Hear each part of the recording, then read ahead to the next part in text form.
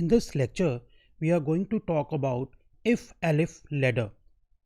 This video is brought to you by Appy Pie Academy. Now, what is if-elif ladder?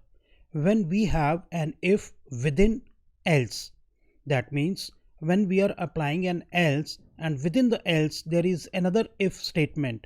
This is called elif in Python. It's very easy to understand this scenario. Suppose, let's assume there is a career counseling of a teenager. We are asking, if you have a flair for mathematics, then apply for a university mathematics graduation course.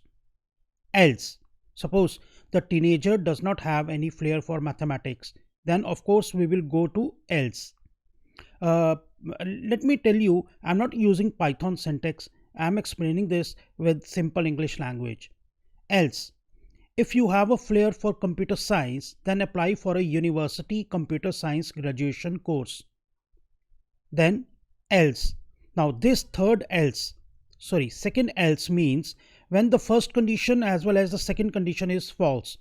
That means the teenager does not have any flair for mathematics, nor he or she has any flair for computer science. Then in else we will say, if you have a flair for aeronautics, then apply for a university aeronautical engineering course. Now, if this condition 2 is false, then it will go to this third else. If you have a flair for literature, then apply for a university English literature course. Right? Suppose this condition 2 is false, that is, the teenager does not have any interest in literature also. Then the last else will work. Last else means when none of the above conditions got satisfied. None of the above conditions.